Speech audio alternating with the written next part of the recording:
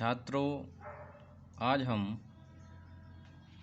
पश्चिमी हिंदी की प्रमुख बोलियों में ब्रजभाषा की चर्चा करेंगे। इस पर एक महत्वपूर्ण प्रश्न बनता है, ब्रजभाषा का क्षेत्र, विकास, महत्व तथा विशेषताएं बताइए। इनका क्रमशः परिचय दिया जाएगा। हिंदी की विविध बोलियों में सर्वाधिक समृद्ध और समादरणीय रही है ब्रजभाषा। हिंदी साहित्य के चारों कालों में 20वीं सदी से पूर्व तक ब्रजभाषा का प्रयोग सर्वाधिक हुआ है। भक्तिकाल और रीतिकाल की प्रमुख भाषा ब्रजभाषा ही थी। प्रायः संपूर्ण कृष्ण काव्य ब्रजभाषा में ही है। अवधी भाषा के मूर्धन्य कवि गोस्वामी तुलसीदास ने विनय पत्रिका, गीतावली आदि में ब्रजभाषा को ही अपनाया है।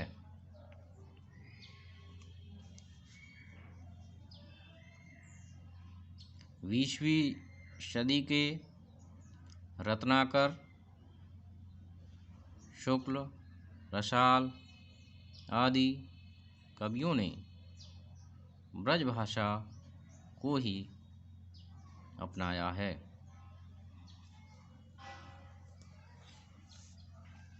इस प्रकार ब्रजभाषा का साहित्य में प्रयोग होता रहा है।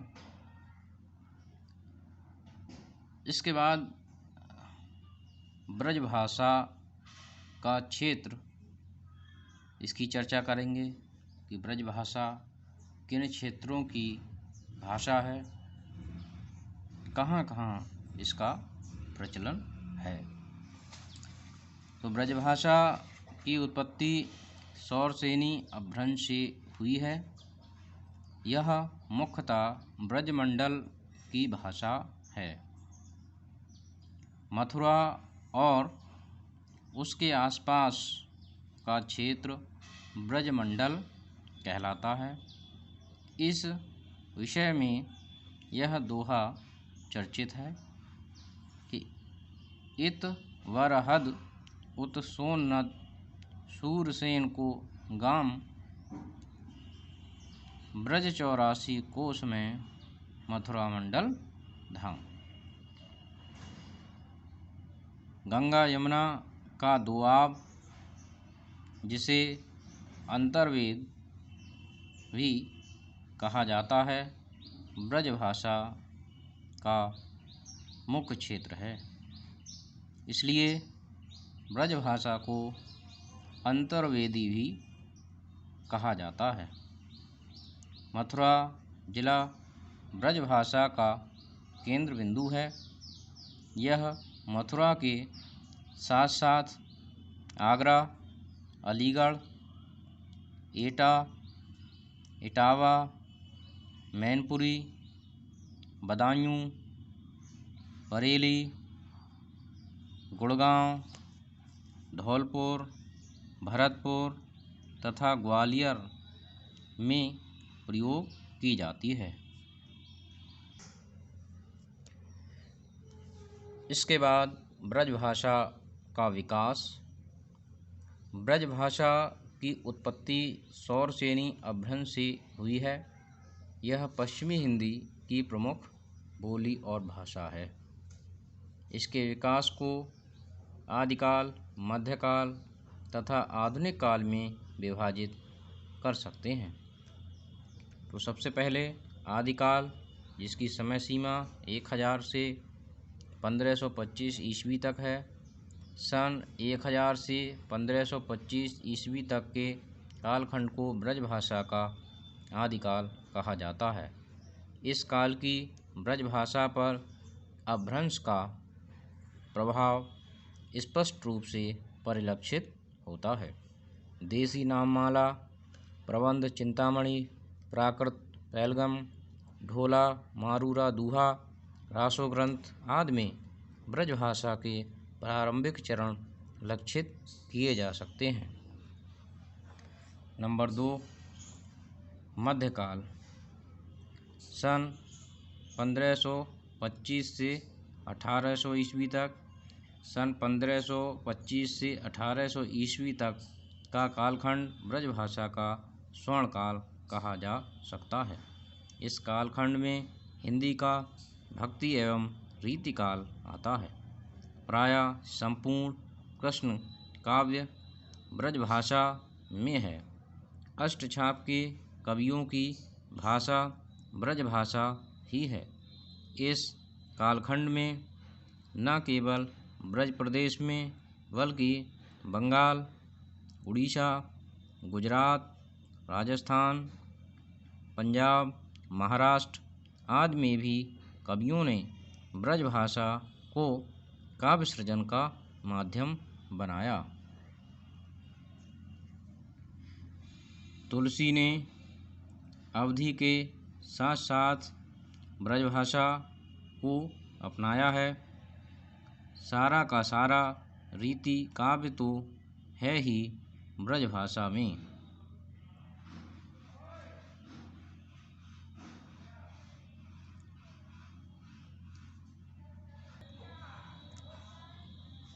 ब्रजभाषा का आकर्षण इतना अधिक था कि रसखान, आलम, रसलीन आदि कितने ही मुसलमान कवियों ने भी ब्रजभाषा में काव्य रचना की। अकबर, जहांगीर, औरंगजेब आदि ने भी ब्रजभाषा में काव्य सृजन कर अपने को गौरवान्वित समझा है। नंबर 3, आधुनिक काल। सन 1800 से 20वीं शताब्दी के पूर्व तक। सन 1800 ईस्वी के बाद से ब्रजभाषा का ह्रास काल प्रारंभ हो गया। भारतेंदु हरिश्चंद्र, सत्यनारायण कविरत्न, जगन्नाथ दास रत्नाकर, अयोध्या सिंह उपाध्याय हरिऔध, श्रीधर पाठक आदि कवियों ने ब्रजभाषा का प्रयोग किया। छायावाद के उन्नायक जयशंकर प्रसाद, महादेवी वर्मा आदि ने भी प्रारंभ में ब्रजभाषा में ही लिखा, पर उत्तरोत्तर ब्रजभाषा का प्रयोग कम होने लगा और गद्य पद्य दोनों में ही खड़ी बोली हिंदी का वर्चस्व स्थापित हो गया। ब्रजभाषा के विकास के बाद अब हम इसके महत्व की चर्चा करेंगे। ब्रजभाषा का महत्व। ब्रजभाषा साहित्यिक दृष्टि से समृद्ध भाषा है।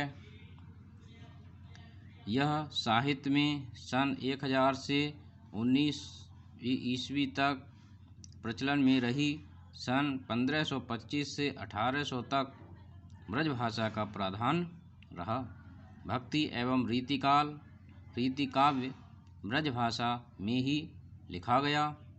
रीतिकाल की प्रधान भाषा ब्रजभाषा ही है।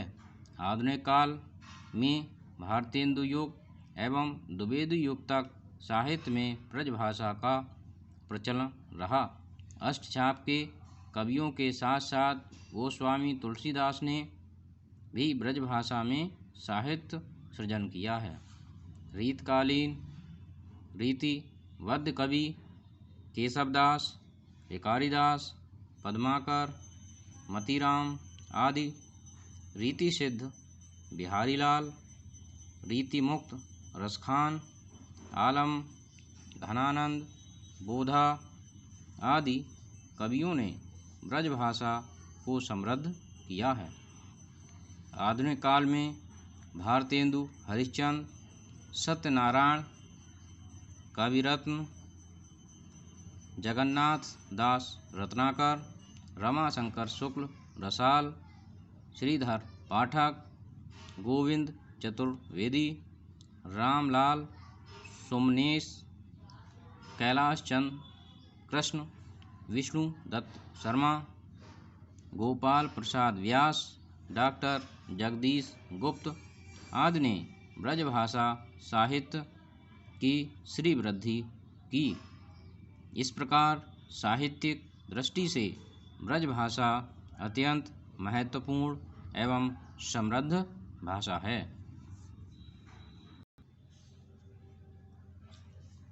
इसके बाद ब्रजभाषा की व्याकरणिक विशेषताएं।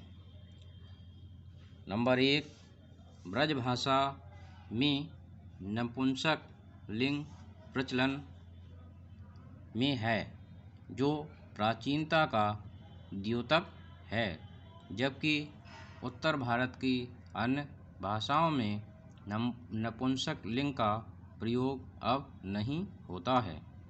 नंबर 2, ब्रज भाषा ओकार बहुला है, जैसे बड़ा का बड़ो, सपना का सपनों, भरोसा का भरोसो हो जाता है। था के स्थान पर हुतो का प्रयोग होता है। संज्ञा का बहुवचन विकारी रूप में प्रत्यय जोड़कर बनाया जाता है, जैसे घोड़ों का घोड़न, बड़ों का बड़न आदि। नंबर 5, तत्सम शब्द प्रायः तद्भव रूप में लिखे जाते हैं, जैसे यज्ञ का जग, पीपल का पीपर, शील का शील, रक्षा का रक्षा, साक्षी का साखी, कर्म का कर्म आदि। स तथा सा के लिए दंत सा का प्रयोग होता है। ला का रा हो जाता है, जैसे बादल का बादर, कलेजा का करेजा।